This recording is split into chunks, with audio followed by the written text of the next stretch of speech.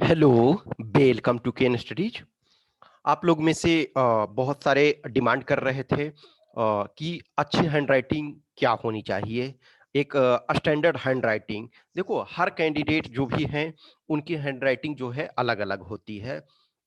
कुछ का अच्छा है, कुछ का खराब है। अब देखो, टाइम आपका लिमिट रहता है। 3 आवर्स में आपको लिखना है, 3 घंटे में आपको पेपर कंप्लीट करना होता है। उस 3 घंटे में आप, ऐसा नहीं है कि 1 दिन में आप राइटिंग को डेवलप कर लोगे।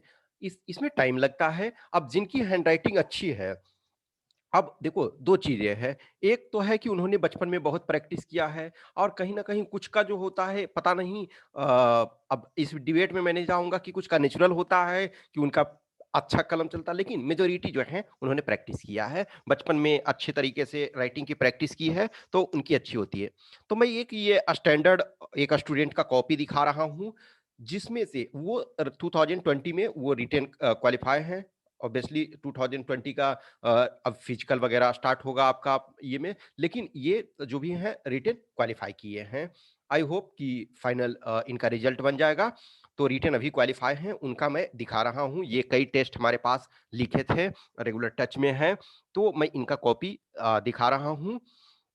तो देखो, इसमें से और किस क्वेश्चन में हमने कितने मार्क्स दिए थे ये भी बताऊंगा। एक्चुअली देखो, लास्ट टाइम फीडबैक जो हम प्रोवाइड करवा रहे थे वो फीडबैक था कि वो फीडबैक सेपरेट सीट में हम देते थे कि यस वो सेपरेट सीट है, कि और उसमें हम फीडबैक दे देते थे कि यस ये फीडबैक में आपका ये क्वेश्चन में आप यहाँ मिस्टेक कर रहे हो, यहाँ इंप्रूवमेंट वो ऑलरेडी हम आपको दिखा चुके हैं। ठीक है, तो इसमें से जो भी है, जैसे ये था, देखो ये रिलेटेड टू आपका क्या था, एजुकेशन और वगैरह से रिलेटेड कंटेंट था। तो ये आपका जो प्रेसी राइटिंग है, तो प्रेसी राइटिंग में जो है, ये देखो इसमें से अब इनका देखो जहां स्पेस देना है, ठीक है, स्पेस इन्होंने दिया। हम इस चीज को डिस्कस अभी यहाँ नहीं करेंगे।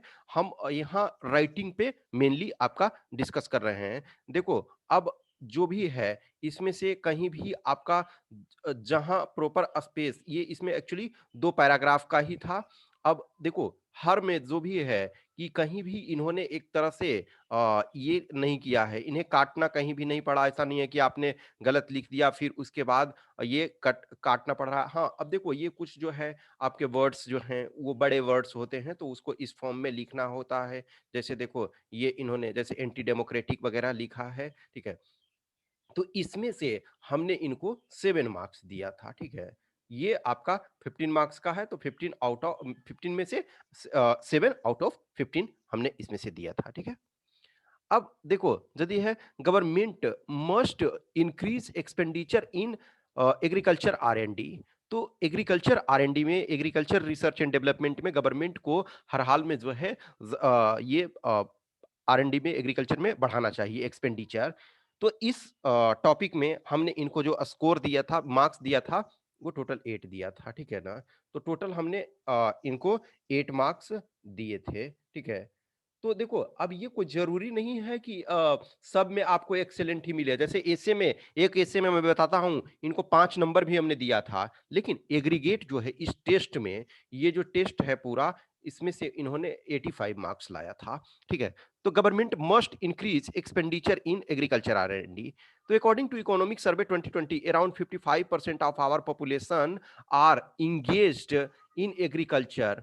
अब देखो, जो एग्रीकल्चर में एक तरह से 55% ये नहीं है। अब कहीं न कहीं देखो, अब एक तरह से इसको आपने अकॉर्डिंग टू इकोनॉमिक सर्वे 2020 के अनुसार आपने ये कर दिया, लेकिन एक्चुअल में जो क्या है कि ये इतने नहीं है।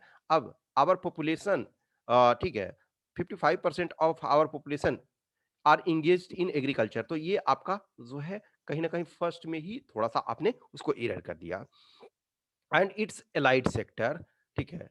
तो अब वो जो कहीं ना कहीं एग्जैक्ट में यदि है, तो 55 से अभी 50 से के करीब अभी पहुंच गया। एग्जैक्ट एग्रीकल्चर में देखोगे कि आपका 43-44% ये है, ठीक है। But still they contribute less than 18% in are GDP. This is just because the agriculture sector in India is not that much lucrative that it should be. However, farmers in India are facing various challenges like land fragmentation, monsoon failure, failure of crops due to climate change, etc. They usually do. subsistence farming and ill equipped in scientific farming methods.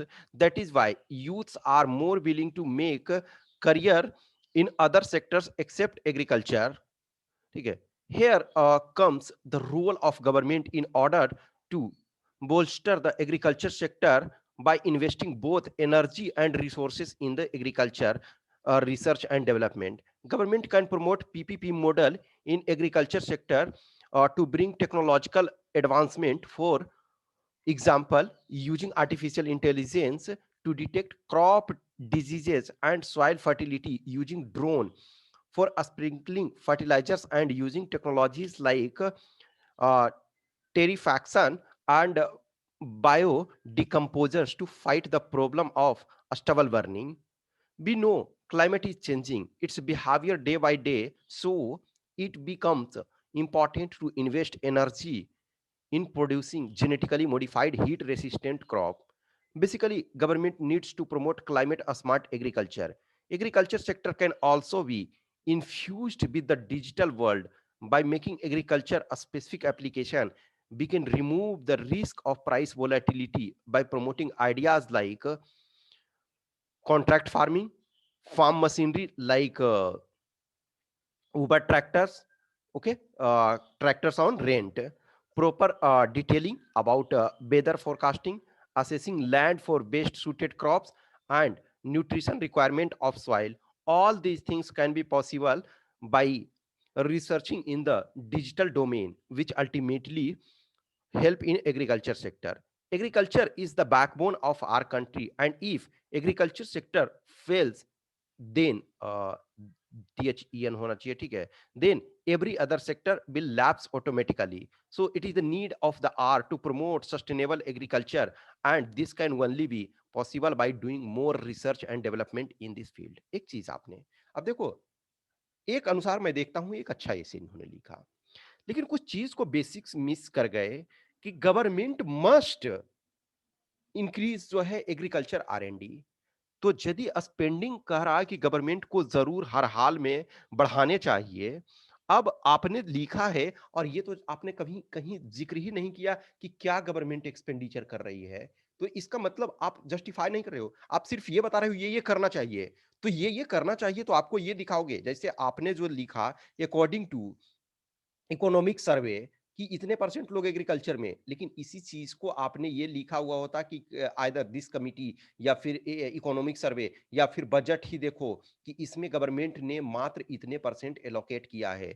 Suppose जो हमारा agriculture GDP है, देखो GDP एक aggregate हुआ, aggregate GDP Bharat का, suppose Bharat का aggregate GDP approx 3 trillion था, लेकिन इधर कोविड 19 के जो 2.9 के करीब पहुंच गया था, लेकिन इधर कोविड 19 के कारण जो है वो गड़बड़ हो गया.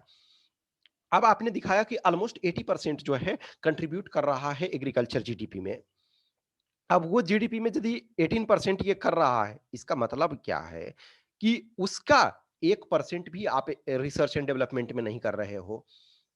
तो आपको कुछ ये दिखाना था कि यस, जो गवर्नमेंट है इस फील्ड में एग्रीकल्चर में यहाँ इन्वेस्ट कम कर रही है. एक्चुअली कम कर रही है तभी तो करने की जरूरत है. और फिर स्टैंडर्ड जो होना चाहिए कितने होने चाहिए, या फिर आप कुछ कोई एडवांस कंट्री को लो जो कि एग्रीकल्चर में मान के चलो इजराइल लो. इजराइल में बहुत सारी चीजें जो है, डेजर्ट एरिया है, इन्वायरमेंट कंड्यूसिव नहीं है एग्रीकल्चर वगैरह के लिए, फिर भी इज़राइल जो है बहुत सारी चीज़ों में बहुत अच्छा प्रोग्रेस कर रहा है. और इनफैक्ट हम लोग जो हैं इज़राइल से बहुत सारी चीज़ों को ये सीख रहे हैं.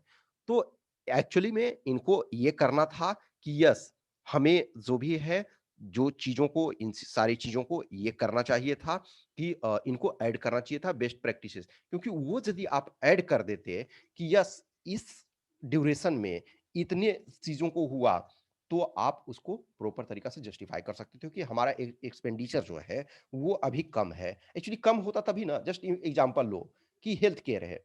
हेल्थ केयर में मान के चलो कि अभी जो है गवर्नमेंट जो है, सपोज जीडीपी का हमारा मान के चलो कि 4% एक्सपेंडिचर हो रहा है जीडीपी का टोटल, सपोज हेल्थ में, लेकिन गवर्नमेंट सेक्टर जो है अप्रोक्स 1.25 ही एक्सपेंडिचर कर रही है. तो जो हमें वो बढ़ाना चाहिए। तो आप एटलीस्ट ये तो दिखाओगे कि कितने हम कर रहे हैं। मोर और लेस एग्जैक्ट आपको लिखने की जरूरत नहीं होती है, लेकिन आपको आइदर जैसे इकोनॉमिक सर्वे के अनुसार या बजट एलोकेशन के अनुसार कुछ आपको जो है प्रेजेंट करोगे तो वो अच्छा। और दुनिया की जो बेस्ट प्रैक्टिसेस है, ठीक है, तो वो और अदरवाइज बहुत सारी चीजों को टेक्निकल आपने यूज किया है, वो बहुत अच्छा है। नेक्स्ट जो है था टॉपिक की sex education is the need of the are.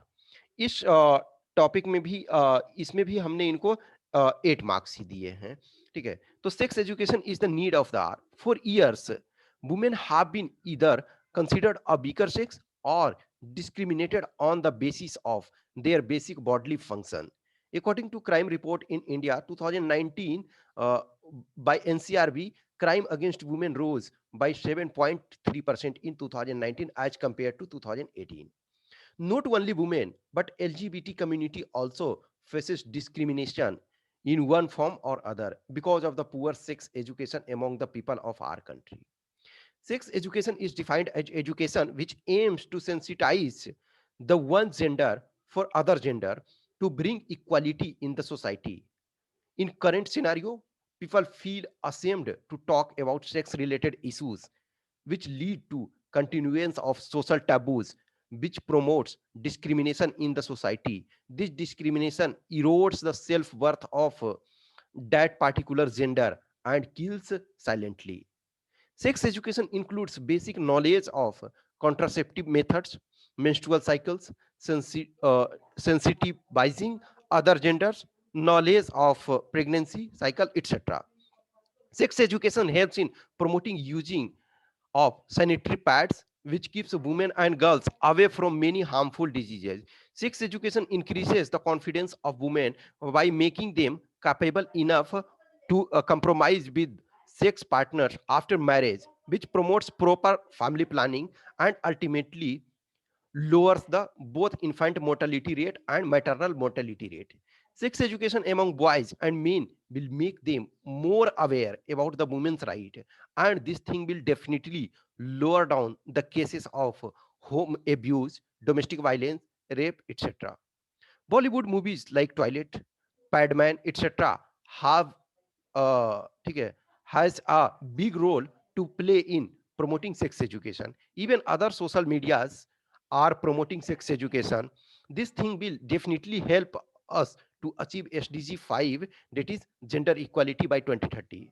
A school education is the base of every person. So it is the need of our hour to promote sex education right from the school itself by introducing sex education related syllabus in the curriculum. Even family, friends, and relatives have a big role to play in making this country safe and respectful for every gender. देखो मोर और less इन्होंने balance करके ये लिखा है, ठीक है। अब देखो इनका जो भी हैंडराइटिंग है, ठीक है, तो जो हैंडराइटिंग है ये प्रॉपर, तो वो प्रॉपर तरीका से ये है आपका कि yes this is the right things. ये एक लेवल का है और ये आपका देखो एवरी वर्ड इज रीडेबल। ये आपका एवरी वर्ड जो है रीडेबल है, आप प्रॉपर तरीका से उसको रीड कर सकते हो, उसको आप देख सकते हो, इसमें कोई इशू नहीं है, आपको प्रॉपर समझ में आएगा ये, ठीक है ना। तो ये आपका फिर नेक्स्ट है ड्रिफ्टिंग, ये drafting in the security forces for at least 3 years should be made mandatory for the Indian youth. Okay, so recently Indian Army has introduced a new program called Army Tour. Through this, any youth can join army for some years and thereafter continue their career in civil sector. This program has invoked a question in the minds of policymakers whether provision like at least 3 years mandatory service for youth to the security forces will be beneficial or not. By making at least 3 years service to security forces mandatory for every Indian youth can address the problem like shortage of officers and zawans in the security forces. Even in contemporary times, youth is more inclined towards undisciplined and uh, sedentary lifestyle, which makes them prone to various problems like stress, depression, obesity, etc. By giving service in security forces, they will become more disciplined and fit in their life. Even they come to know about the hardship faced by our security force personnel, which will act as a source of motivation for both youth and coming generation to join security forces. But making this provision mandatory has some challenges as well. Inducting every youth in armed or security forces can be a threat to national security, because who knows which youth has bad intention and come in the influence of enemy country. Even this provision promotes inequality in society, as the provision do not address the interest of people who uh, belong person with disabilities. देखो अब ये जो है, ये सारे चीजें ये paragraph इनका सही नहीं है, क्योंकि देखो क्या है कि आप ऐसा नहीं है ना कि उसमें डिसेबिलिटीज वगैरह को, डिसेबल पर्सन ऑलरेडी जो है, जो डिसेबल्ड पर्सन है, दिव्यांग जन जिनको कहते हैं, वो ऑलरेडी उसमें नहीं आएंगे। फिर आप ये जो ये कह रहे हो कि आर्म फोर्सेस में जो आपका ऐसा प्रोविजन नहीं होगा कि हर को किसी ना किसी को, यदि वो प्रोविजन है तो आज भी उसमें एंट्री लोग ले रहे हैं। तो ये सारे जो हैं, इसमें से ये प्रोविजंस आपके ये सही नहीं है, ठीक है ना? ये जो आपने प्रोविजन रखे हैं, तो ये आपके ये गलत है, ये आपका। So forcing them to join is ये फोर्स नहीं किया जा रहा ना, एवरी इंडियन को नहीं कर सकते हैं ना। देखो टॉपिक क्या है, ये drafting in the security forces for at least 3 years should be made mandatory for the Indian youth. अब देखो, made mandatory for the Indian youth उस ढंग से कर रहे हो, तो उसमें भी आपको जो है कि प्रॉपर तरह से क्राइटेरिया आप देखोगे ही ना। यदि आप 3 years के लिए ये मैंडेटरी कर रहे हो, नो डाउट इसमें है कि मैंडेटरी फॉर, लेकिन उसमें आप डिसेबल्ड पर्सन को तो नहीं दोगे ना। बहुत सारे चीजों को जिसको कुछ एक्सेप्शन रहता है, और आपके पास इतनी कैपेसिटी नहीं, तो यही तो आपको ये दिखाना है ना कि फिर जो आपके पास कैपेसिटी नहीं है ये सारे को करने का। तो जो आप यहाँ टॉपिक पूछ रहा है कि शुड बी मेड मैंडेटरी, तो मैंडेटरी ये करना है, तो उसके आधार पे आप जो है ये सारे चीजों को डिफरेंट वे में ये करोगे। आपने जो ये किया है, तो वो एक तरह से ये सही नहीं है, ठीक है ना? By giving service in security for ये, ठीक है, okay. Next, although making 3 year service mandatory for Indian youth can be a good initiative, even Switzerland like country already had a provision like this. But there is a huge difference in the population of both country. So they may be true for other country, may not hold true for India. Instead of making this provision mandatory, we can make it voluntary for Indian youth. Yes, ये आपका सही है, ये part आपने सही, लेकिन ये जाल वाला जो है, ये आपका अपना ये जो मेजॉरिटी एक one of the most important context है, वो उसको आपने ये सही नहीं लिखा, तो इस वजह से इनको इसमें मात्र 5 नंबर दिए गए हैं, ठीक है।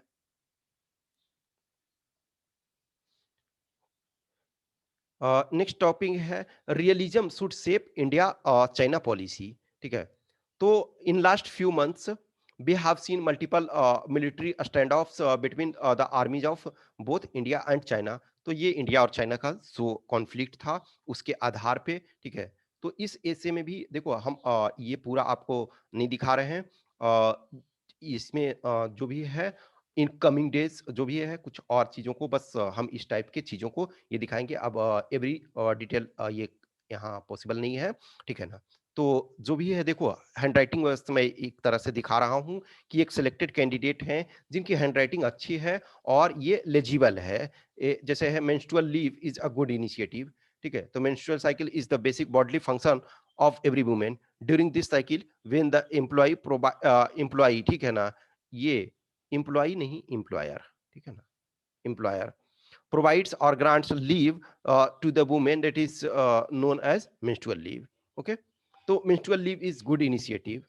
तो liberal views, granting menstrual leave shows that our society is shifting from old rudimentary view to liberal views। This thing helps in, okay, helps in, ठीक है, in promoting women empowerment। Next, economic participation, provision for menstrual leave will definitely help in increasing the percentage of women in economic participation। Their participation in workforce can increase the GDP by 27%, ठीक है। अब जो भी इन्होंने कोई ये चीजें according to ये बताना चाहिए था, और वैसे ही 27% आपने ये कहाँ से लिया। नेक्स्ट है level playing field and job security. तो this will help in providing level playing field to women, आज now they can not be fired by employee. ठीक है, एम्प्लॉयर, आपको ये एम्प्लॉई और एम्प्लॉयर में अंतर ये समझना चाहिए। Employer from their job which promotes sense of job security and increases their self confidence. Next is self confidence and self worth. Women participation will increase in the workforce, which helps in making them financially independent and boost their self worth. More women leaders will come out in future because of this initiative. Next is against menstrual leave is not a good initiative. Next है effect productivity. Effects नहीं, ये affects होता है, ठीक है। ये effect का मतलब होता है आपका, ये जो होता है क्या है, इफेक्ट जो है वो आपका नाउन है और अफेक्ट जो है वो वर्ब है, ठीक है। तो affects productivity. Providing menstrual leave will affect the productivity of every organization. Suppose the condition when the project is allocated to any woman which needs to be done on a immediate basis and she applies for menstrual leave. Next, promote inequality. Other staff members may start seeing women staff with hatred eyes because, as compared to men, women are more entitled to leaves and holidays. This thing will promote inequality in organization. Next, a financial aspect. What if the organization do not pay during menstrual leave? This might bring financial instability in the life of women. Next, affects women participation. If menstrual leave is made mandatory, then it might happen that the employee will be less willing to hire women. This will lower down the participation of women in the work. तो मोर और less ये balanced रखे थे, तो इसमें मैंने इनको 10 marks provide किया था। नेक्स्ट है, can national education policy 2020 fix access to universal education. देखो ये वाला टॉपिक जो आपका कहीं ना कहीं ये आपका आया भी था, ठीक है। तो आप देखो कोई भी इनका जो है ये रीडेबल और एक जो बैलेंस्ड वे में होता है कि यस कितने वर्ड्स आपको ये लिखने हैं, ठीक है। रिफॉर्म इन इंडियन इकोनॉमी, ठीक है। तो प्रॉपर जो भी मैं एक तरह से हैंडराइटिंग के पॉइंट ऑफ व्यू से ही जस्ट इनका कॉपी दिखा रहा हूँ कि एवरी एटलीस्ट जो भी है अब जितने भी हैं आपके क्वेश्चंस ये सारे जो भी हैं एक स्टैंडर्ड फॉर्म में लिखे हैं। अब देखो जब फाइनल सिलेक्शन वगैरह होगा और जब इनके मार्क्स वगैरह आएंगे, वेदर आई होप कि फाइनली इनका सिलेक्शन हो जाएगा, और जो भी होगा तो हम मार्क्स वगैरह भी दिखाएंगे कमिंग डेज में कि जो भी है कि यस इस टाइप के कैंडिडेट जो लिखे हैं। और इनफैक्ट 2019 का भी अभी मार्क्स नहीं आया है, तो 2019 का भी मार्क्स वगैरह जब आएगा तो हम वो दिखाएंगे आपको ये करके। लेकिन आप जो है ये एक इनका जो राइटिंग है स्टैंडर्ड है, मैंने और आपको राइटिंग के लिए दिखाया था, लेकिन ये लेटेस्ट आपका 2020 का है और ये 2020 में क्वालिफाई है, तो इस वजह से इनका मैं आपको दिखा रहा हूँ, ठीक है। तो ये एक स्टैंडर्ड राइटिंग है। कमिंग डेज में जो भी कुछ भी क्वेश्चंस क्यूरी है तो आप हमें कमेंट बॉक्स में डालना, और या फिर आप मैसेज हमारे पास नंबर ये हमारा नंबर मैं बहुत सारे वीडियोस में आपको प्रोवाइड करता हूँ, तो आप मैसेज ये कर देना, ठीक है ना। तो 8527146498 ये हमारा व्हाट्सएप नंबर है। 8527146498 ये व्हाट्सएप नंबर, या फिर टेलीग्राम नंबर जो आपका है 7404909669। तो आप ये टेलीग्राम नंबर है और ये व्हाट्सएप नंबर, तो जो भी है आप मैसेज कर सकते हो। और टेस्ट वगैरह आपको देना है तो आप यू आर मोस्ट वेलकम, आप टेस्ट दे सकते हो, जो भी है बताना।